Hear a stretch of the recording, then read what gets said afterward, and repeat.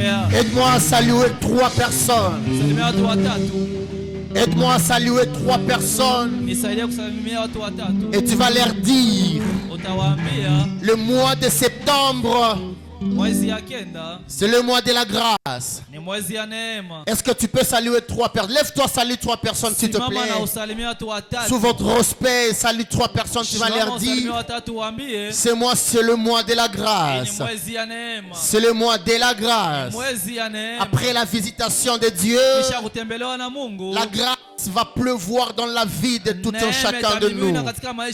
Et je le déclare ce soir, que la grâce de Dieu sera dans la vie d'une personne ce soir. Je le répète en disant, la grâce du Seigneur va localiser la vie d'une personne ce soir. Peut-être que tu ne m'as pas bien compris. Je le dis avec courage. Je le dis avec force. Sous l'onction que je récite de Dieu, sous les mandats que je récite de Dieu, que pendant cette semaine et pendant le mois de septembre, il y aura une grâce exceptionnelle sur la vie d'une personne ce soir. Si tu le crois, tu vas pousser un amen fort. Alléluia. Amen. On a fini avec le mois d'août. On a été ici tout un mois.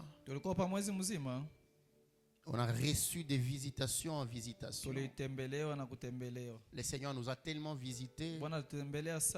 Toi qui es là ce soir, tu es un vaillant. Je ne sais pas comment te le dire, mais j'ai tellement de respect à ton honneur. Parce que tu t'es pas reposé. Il y a ceux-là qui se sont dit, on a fini tout un mois. On a quand même besoin de repos. Le diable ne se repose pas. Le démon ne se repose pas.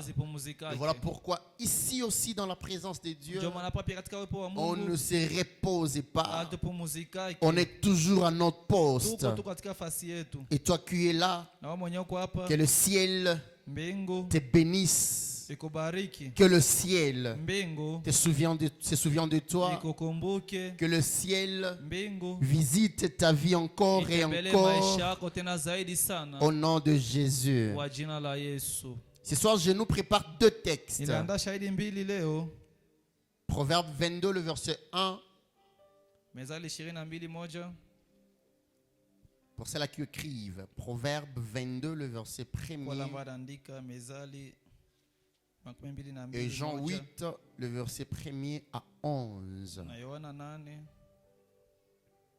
Proverbe 22, le verset 1er.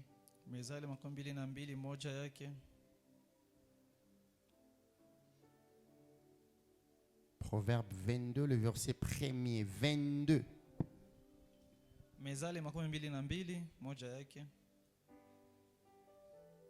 Si tu as trouvé, je vais te prier de te mettre debout.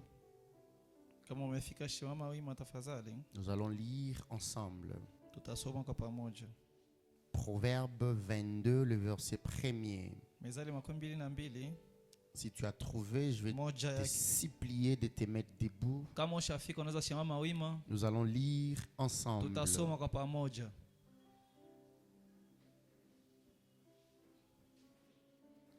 Nous allons lire ensemble. Il y a des gens qui n'ont pas le temps de lire la Bible à la maison. Alors quand tu es à l'église, profite de lire. Proverbe 22, le verset 1er, nous lisons au nom de Jésus. 1, 2, 3. La réputation est préférable à des grandes richesses. Vous ne lisez pas? 1, 2, 3. La réputation est préférable à des grandes richesses. Et la grâce vaut mieux que l'argent et que l'or. Parole du Seigneur. Jean 8. La grâce est préférable que l'or.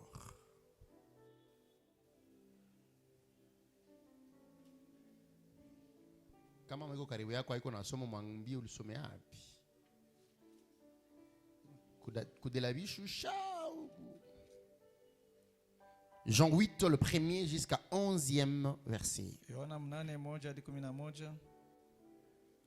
Nous lisons 1, 2, 3. Jésus s'est rendu à la montagne des Oliviers, mais dès le matin, il alla de nouveau dans le temple. Et tous les peuples vinrent à lui, s'étant assis, il les enseignait. Alors les scribes et les pharisiens amenèrent une femme surprise en adultère. Et la plaçant au milieu du peuple, ils dirent à Jésus, « Maître, cette femme a été surprise en flagrant délit d'adultère. Moïse, dans la loi, nous a ordonné de lapider de telles femmes. Toi donc, que dis-tu » Il disait cela pour le prouver, afin de pouvoir l'accuser. Mais Jésus s'étant baissé, écrivait avec le doigt sur la terre.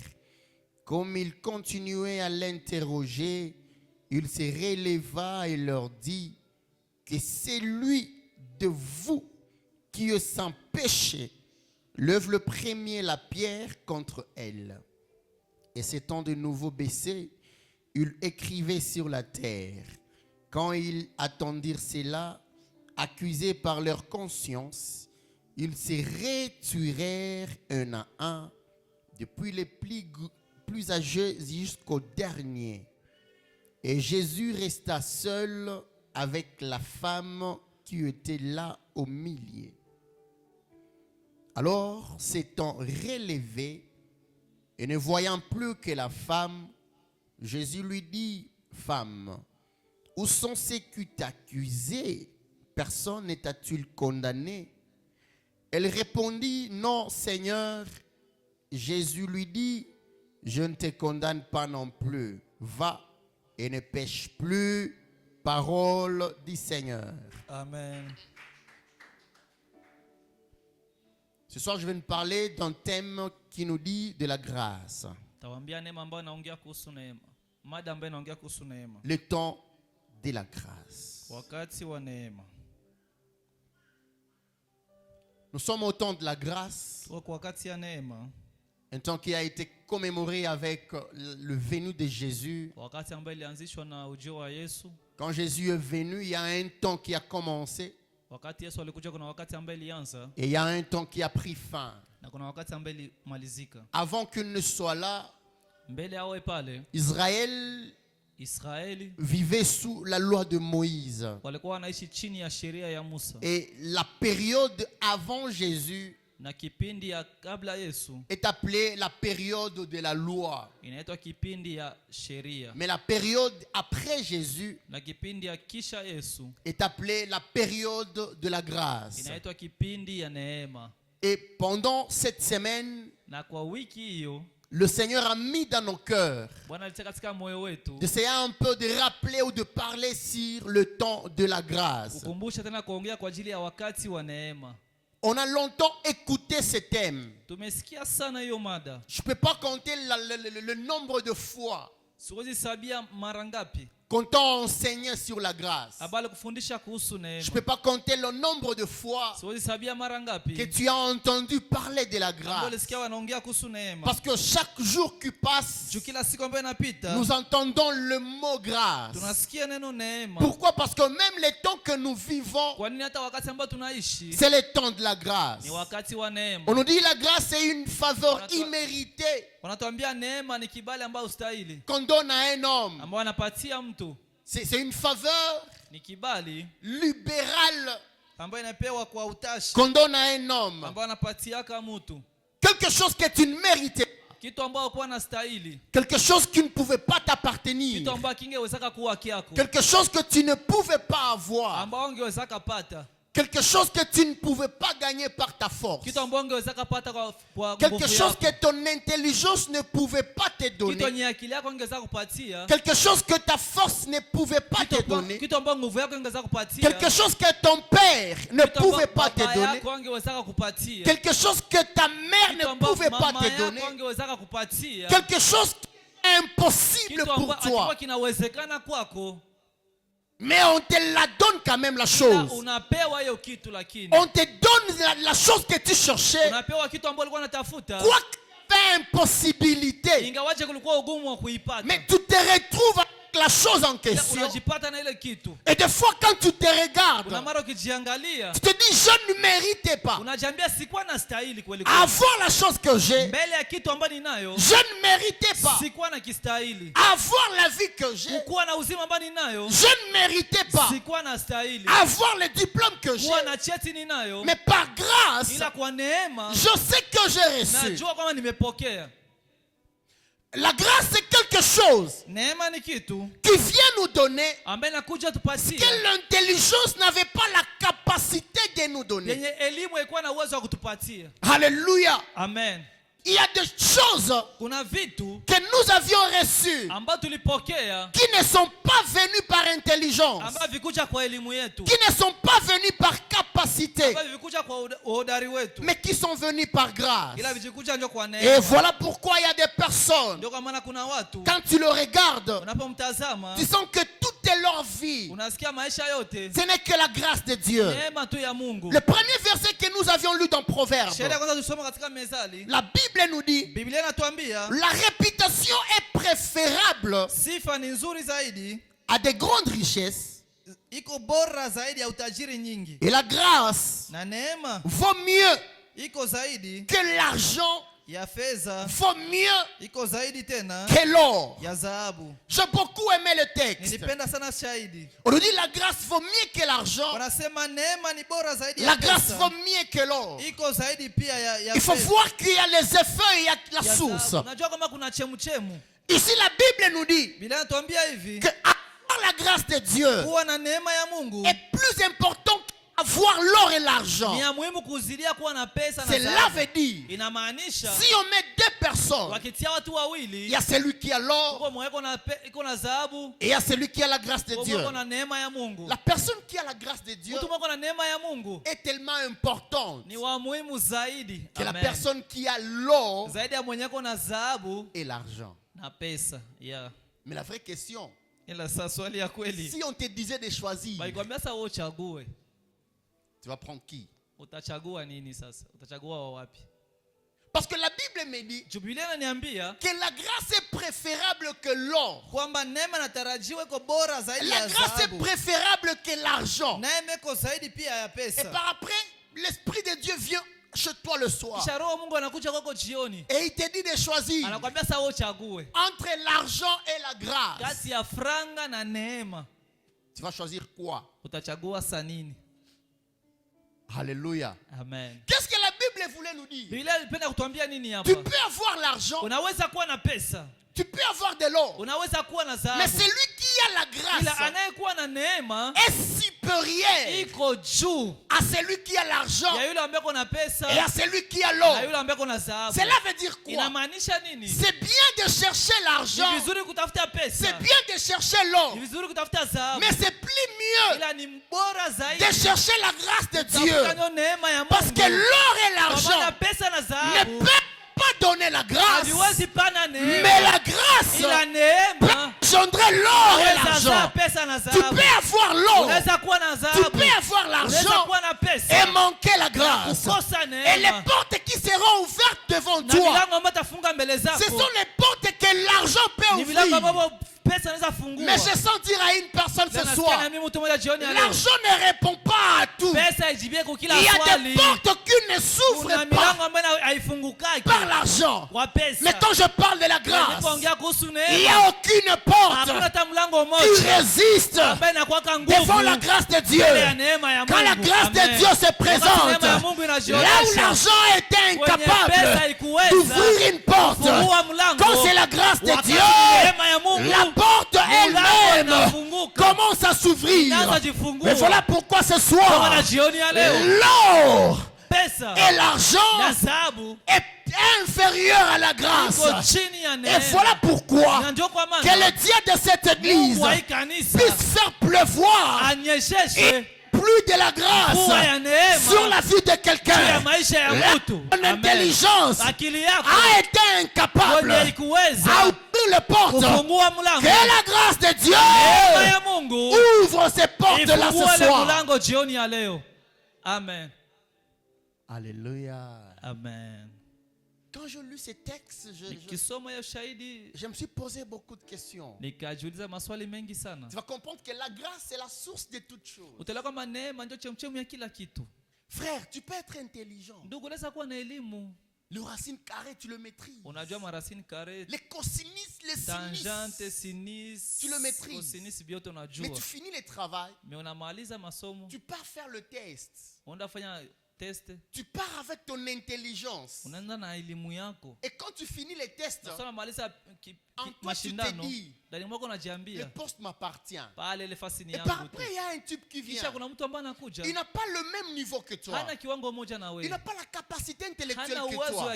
La seule chose que la personne possède, c'est la grâce de Dieu. Et quand vous faites les tests ensemble, toi qui es intelligent et lui qui a la grâce, je te rassure ce soir, le poste est là. Ne reviendra pas à l'intelligence, mais reviendra à la grâce. Amen. Au-dessus de ton intelligence, cherche la grâce de Dieu. Au-dessus de tes diplômes, cherche la grâce de Dieu. Au-dessus de tout ce que tu peux avoir, cherche la grâce de Dieu.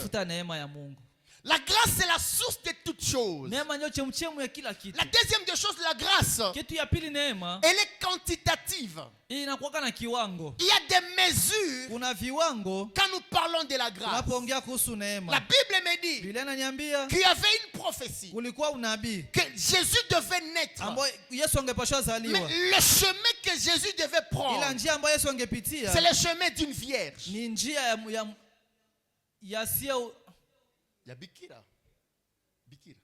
Bikira. Le chemin d'une vierge. À l'époque, il y avait beaucoup. Ils étaient nombreuses. Mais quand l'ange de Dieu est venu, quand il a parlé avec Marie, il lui a dit salut Marie, plein de grâce. Cela veut dire il y avait des vierges qui avaient la grâce. Mais la quantité de la grâce de Marie était une quantité pleine. Jusqu'au point quand l'ange est venu, l'ange a reconnu la plénitude de la grâce que Marie avait.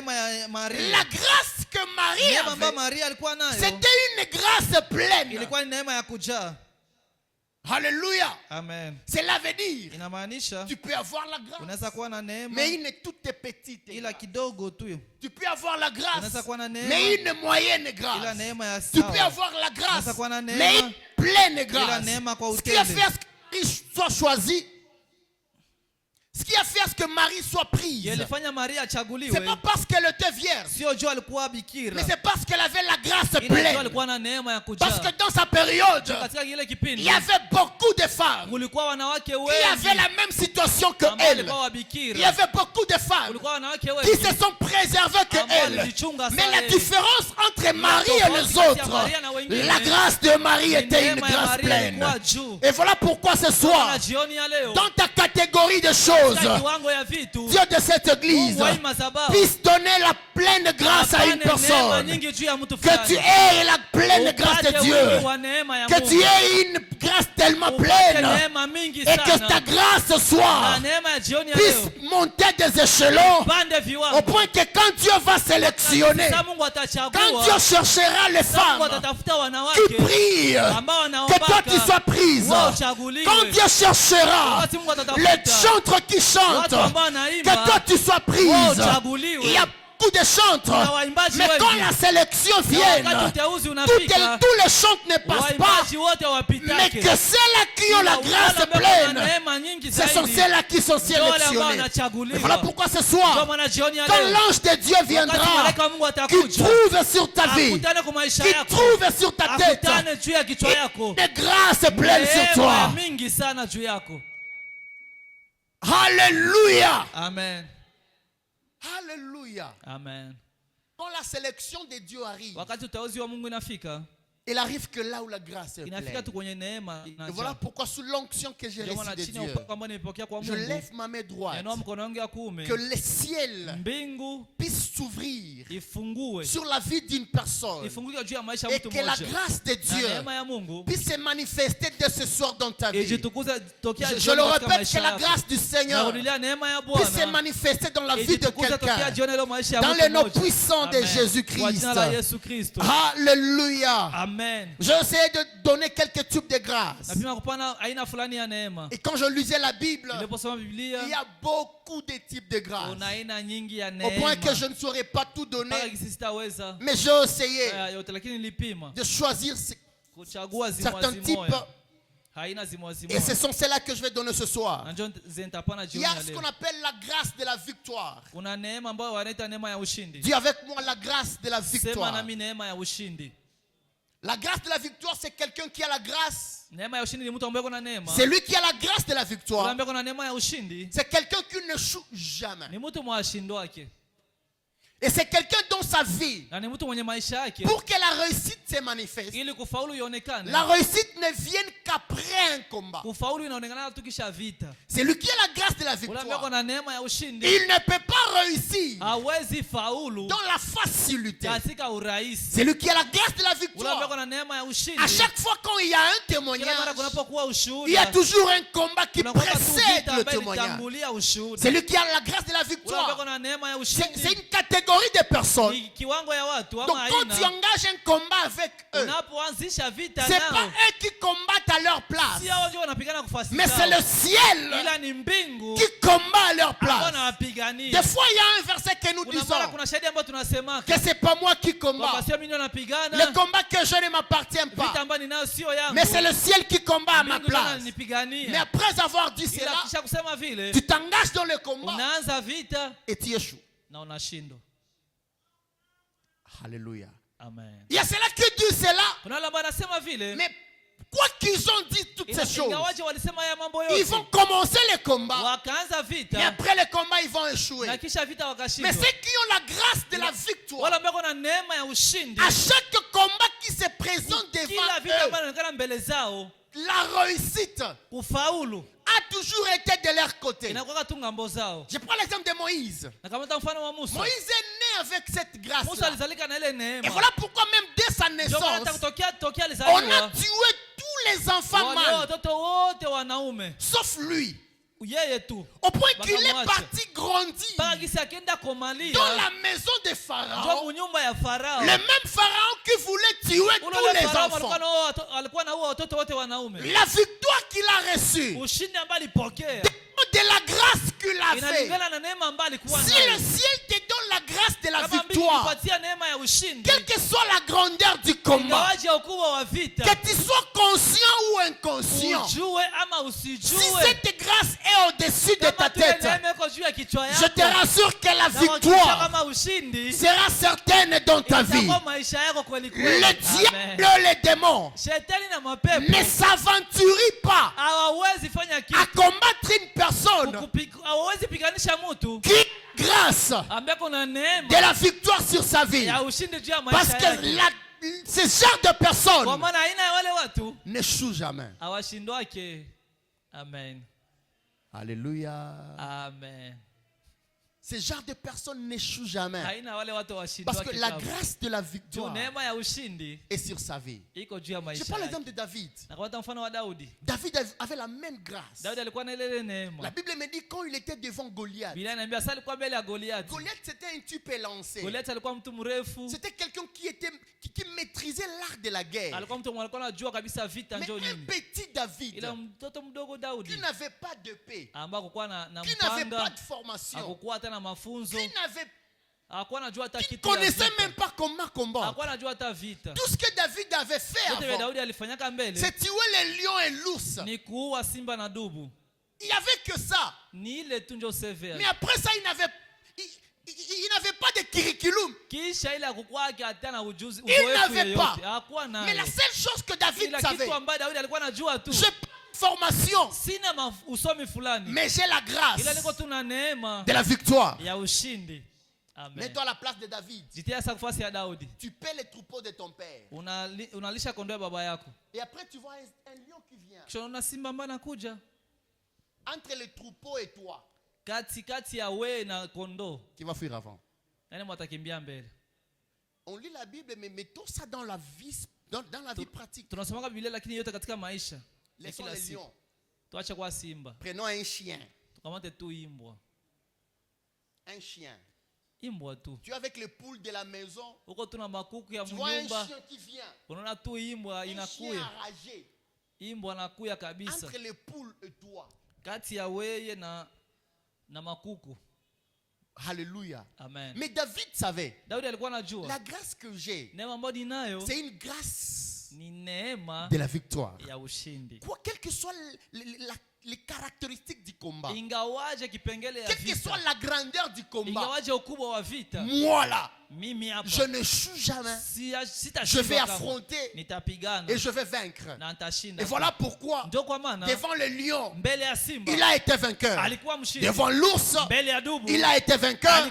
Devant Goliath, il a été vainqueur. Devant ses ennemis, il a été vainqueur. Et ce soir, je viens communiquer à quelqu'un la grâce de la victoire sur sa vie. Si tu as joué avant ce culte, je te déclare ce soir qu'il y a la grâce de la victoire qui va descendre sur quelqu'un. Et après le culte, ta vie ne restera plus la même. Parce que la grâce de la victoire sera avec toi. Amen. Là où tu as postulé et tu as échoué, demande la grâce de la victoire à Dieu et rentre encore postuler. Alléluia. Amen. Le deuxième type que j'ai pris, c'est la grâce de résultat. C'est la grâce de résultat. Il y a des gens qui ont cette grâce-là. Quand il y a des résultats qui viennent, ces gens ne échouent jamais. Ces gens ne échouent jamais. Alléluia. Amen. Je vais aller très vite par rapport au temps. Le troisième type, c'est la grâce de la foule et la grâce de l'expansion. Il y a des gens qui ont cette grâce. Quand tu le regardes, il y a toujours des gens à ses côtés. Quand tu le regardes, il y a toujours des gens qui veulent être avec lui.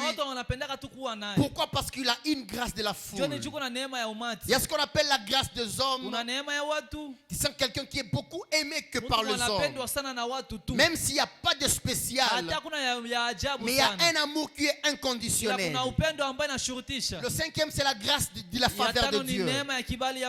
Et c'est là que je veux parler du verset de Jean 8. Alléluia. Amen. Alléluia. Amen. La Bible me dit que Jésus est descendu d'une montagne. Il est entré dans le temple. Il a commencé à prêcher. Par après, on lui a amené une femme. Une femme prise en adultère. Il y a des gens qui demandent de grâce. Je dis le premier type, c'est la grâce de la victoire. Deuxième, c'est la grâce de résultat. Troisième, c'est la grâce de la foule et de l'expansion. Quatrième, c'est la grâce des hommes. Cinquième, c'est la grâce de la faveur de Dieu. On a amené à Jésus une dame prise en adultère. Ceux qui l'ont pris, c'était des scribes, des pharisiens, des gens qui connaissaient les Écritures. Ils ont pris la femme quelque part et ils ont décidé de l'amener à Jésus. Là où la femme a été prise, la Bible me dit que été prise en adultère. Pour dire elle n'était pas seule. Ils étaient à deux. Mais c'est la femme qui a été prise. Et ils pouvaient les tuer là. C'était pas un problème. Parce que la loi de Moïse les autorisait à lapider les femmes qui sont prises en adultère.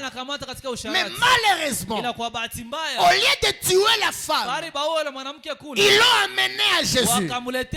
Et quand ils sont arrivés devant lui, ils ont trouvé Jésus dans le temple. Et ils ont dit à Jésus, nous venons de trouver la femme prise en adultère. La loi de Moïse nous a dit que si nous trouvons de telles femmes, nous devons les lapider. Mais toi, Jésus, qu'est-ce que tu dis? La Bible déclare que Jésus s'est courbé. Et il a commencé à écrire. Et il a dit, c'est lui d'entre vous qui n'a point de péché, soit le premier à jeter la pierre.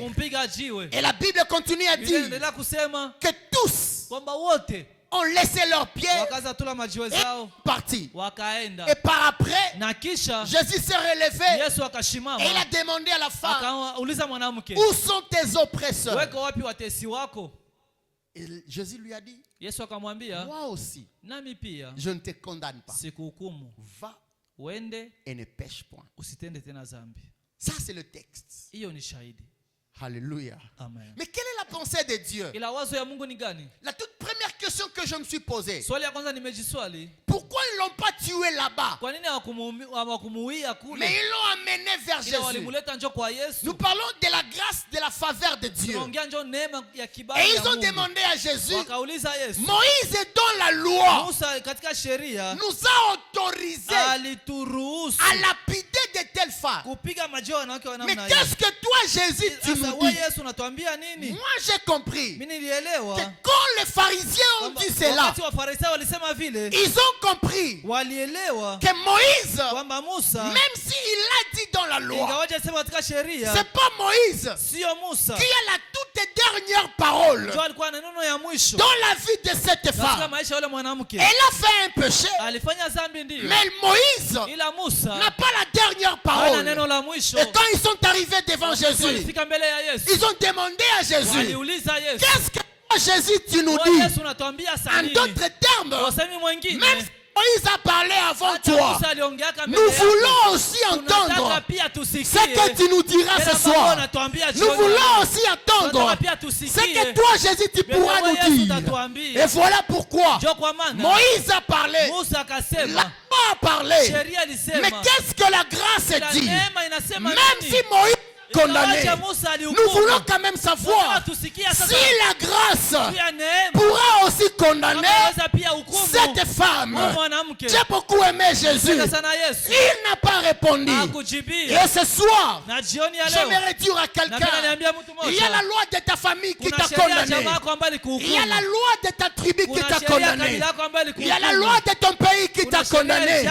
Mais j'aimerais dire à quelqu'un, même si la loi t'a condamné, la grâce a la dernière parole sur ta vie. Quel que soit tout ce qui a été dit, ce soir nous allons la grâce et demander à la grâce, qu'est-ce que la grâce aussi dit? Alléluia. Amen. Même si la loi t'a condamné, qu'est-ce que la grâce aussi dit? Qu'est-ce que la grâce dit? Cela veut dire, la loi n'a pas la dernière parole, mais c'est la grâce qui a la dernière parole. Ton oncle n'a pas la dernière parole. Ton père n'a pas la dernière parole. Ton boss au travail n'a pas la dernière parole. C'est lui qui a la dernière parole sur ta vie ce soir. Il s'appelle Yehoshua. Amashia. Quand lui parle, personne ne parle après lui. Quand lui parle, ton père ne parle pas après lui. Quand lui parle, C'est la dernière parole. Et lui n'a pas condamné la femme, mais il a enlevé la condamnation. J'aimerais dire à quelqu'un, là où la loi a condamné quelqu'un, il y a ce qu'on appelle la grâce présidentielle. Et quand la grâce présidentielle arrive, elle brise toutes les lois. Et je lève ma main comme un prophète de Dieu. Là où le mariage t'a condamné, il y a la grâce présidentielle ce soir. Là où les lois t'ont condamné, il y a la grâce présidentielle ce soir. Là où tu as été condamné par le chômage, il y a la grâce présidentielle ce soir. Là où tu as été condamné par le célibat, il y a la grâce présidentielle ce soir. Amen. Il n'y a que la grâce qui est la dernière parole. Et ils ont demandé à Jésus, qu'est-ce que toi tu dis? Qu'est-ce que toi tu dis? La grosse erreur qu'ils ont fait, ils allaient tuer la femme là où ils l'ont trouvée. Mais au lieu de la tuer là-bas, ils l'ont emmenée dans la grâce. La grosse erreur que les sorciers de ta famille ont fait, c'est de te laisser arriver dans la présence de Dieu. C'est de te laisser arriver dans cette église. C'est de te laisser prier dans le culte de ce soir. C'est de te laisser arriver ce soir. Parce que ce soir, tout ce qui devait te condamner avant ne te condamnera plus. Je le dis sous l'onction que je reçois de Dieu. Tout ce qui devait te tuer avant ne te tuera plus jamais. Il devait le faire avant le culte.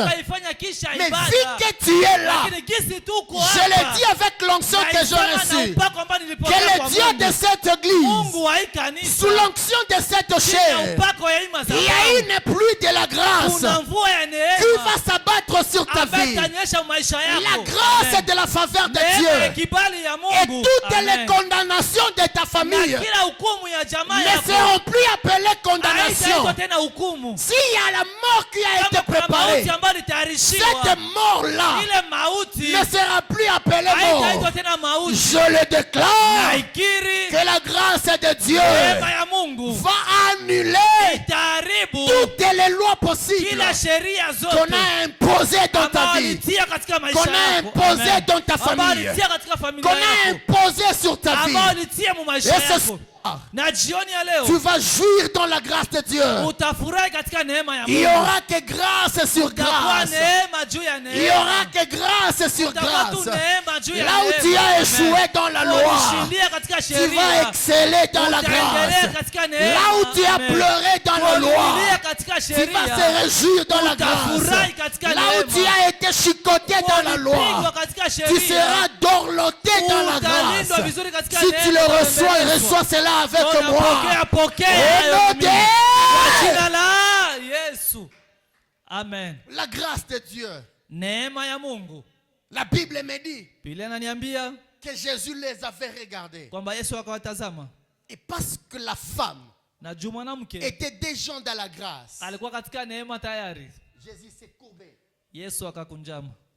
Au point qu'il leur avait dit, si parmi vous il n'y a personne qui a péché, qui soit le premier à jeter la pierre.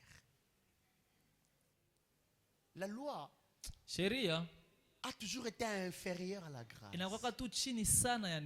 Voilà pourquoi toi qui es là, c'est possible de faire ce qui n'existait pas dans ta famille. Parce que toute ta famille est liée sous une loi quelconque. Mais toi, à cause de la grâce de Dieu, là où la famille ne franchissait pas à cause de la loi, toi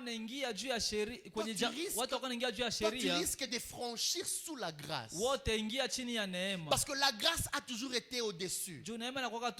Et voilà pourquoi quand nous parlons de la loi, nous voyons Moïse. Mais quand nous parlons de la grâce, nous voyons Jésus. Et voilà pourquoi Jésus, quand il est venu, il est venu comme Moïse Il a commencé à faire de miracles comme Moïse pour prouver aux hommes que lui est au-dessus de Moïse. En Israël,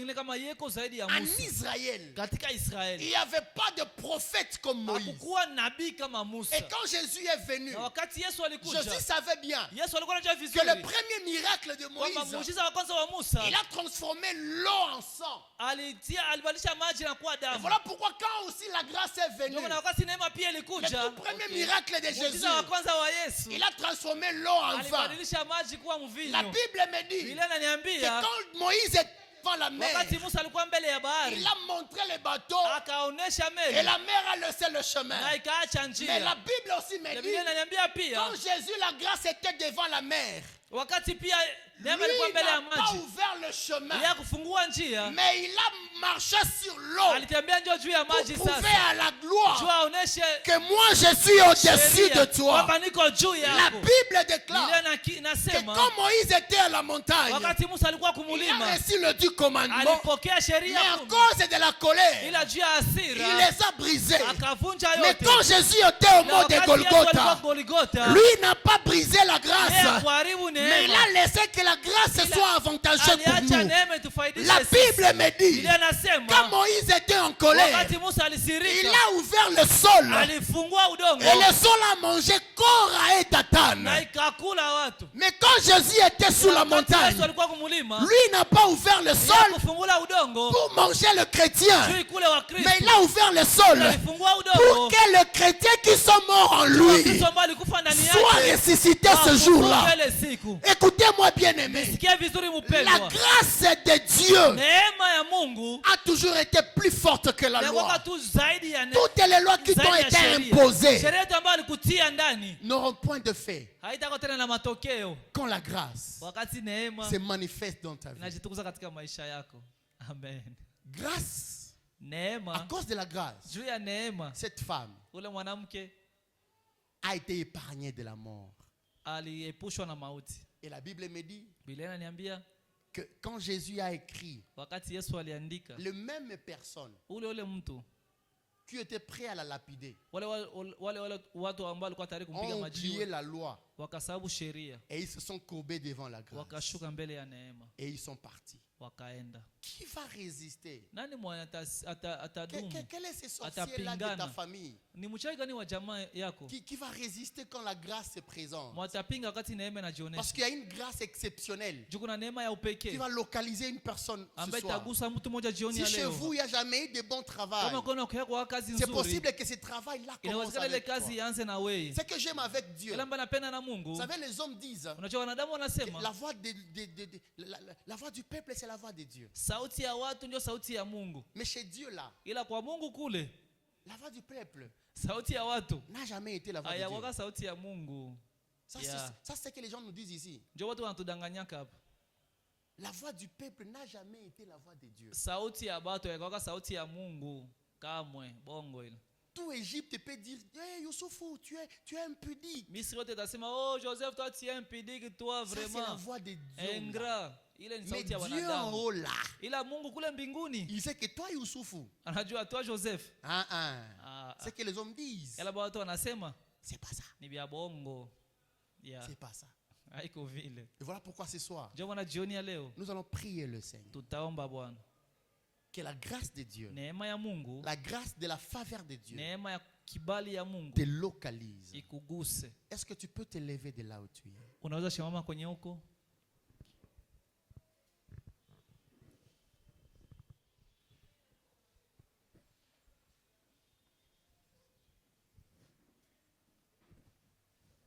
Je ne sais pas combien de fois tu as essayé là peut-être à chercher un travail. Je ne sais pas combien de fois tu as essayé à chercher de l'argent. Je ne sais pas combien de relations que tu as essayé mais ça n'a pas abouti au mariage. Je ne peux pas calculer le nombre des ex que tu as. Je ne peux pas calculer le nombre des ex que tu as. Je ne peux pas. Je ne peux pas calculer le nombre de déceptions que tu as reçues. Mais ce soir, je me réduire à une personne. C'est possible que les calculs là s'arrêtent aujourd'hui. Tu ne m'as pas compris. C'est possible que dès ce soir, le nombre des ex, que ces calculs s'arrêtent à partir de là. Parce que celui qui viendra ce soir ne sera plus appelé ex, mais c'est lui qui mettra fin à ce nombre. Est-ce que tu peux lever tes mains de là où tu es et commence à dire à Dieu, j'ai besoin de ta grâce, j'ai besoin du faveur de la grâce. J'aimerais entendre quelqu'un prier. Dis à Dieu, j'ai besoin de ta grâce. Que ta grâce soit avec moi. Que ta grâce soit avec ma vie. Que ta grâce localise ma famille. Que ta grâce localise ma vie. Dis à Dieu, toi qui as épargné cette femme, toi qui as épargné cette dame, elle était face à la mort, mais parce qu'elle a trouvé la grâce de Dieu, la grâce a changé la mort et elle a été sauvée. Ce soir, la grâce de Dieu est disponible pour quelqu'un. La grâce de Dieu est disponible pour une vie. La grâce de Dieu est disponible pour toi. Dis à Dieu, je te veux. J'ai besoin de toi. J'ai besoin de ta grâce. J'ai besoin de ta grâce. J'ai besoin de ta grâce. Dans mon travail, j'ai besoin de ta grâce. Dans ma vie personnelle, j'ai besoin de ta grâce. Dans ma vie familiale, j'ai besoin de ta grâce. Dans mes relations, j'ai besoin de ta grâce. Dans ma vie financière, j'ai besoin de ta grâce. Dans ma vie académique, j'ai besoin de ta grâce. Dis à Dieu, c'est lui qui a la dernière parole sur ta vie. C'est lui qui a la dernière parole sur ta vie ce soir. C'est lui qui a la dernière parole sur ta vie ce soir. C'est lui qui a la dernière parole sur ta vie ce soir. Les hommes ont parlé. Moïse a parlé. Moïse a parlé. La a parlé. Le père a parlé. L'oncle a parlé. Tes frères ont parlé. Mais ce soir, qu'est-ce que Dieu aussi a dit? Qu'est-ce que la grâce aussi a dit? Qu'est-ce que la grâce a dit sur ta vie? Qu'est-ce que ton mari a dit? Qu'est-ce que tes enfants ont dit? Qu'est-ce que tes sœurs ont dit? Qu'est-ce que les gens ont dit? Mais ce soir, qu'est-ce que Dieu aussi dit? Qu'est-ce que la grâce aussi a dit? Dis à Dieu, j'aimerais entendre ce que toi aussi tu dis. Dis à Dieu, tu as la dernière parole sur ma vie. J'aimerais ce soir entendre cette parole. Parle à Dieu. Parle à Dieu. Parle à Dieu. Parle à Dieu. Parle à Dieu. Parle à Dieu. Parle à Dieu. Parle à Dieu. Au nom de Jésus, le Dieu de toutes tes grâces, on a besoin de toi ce soir.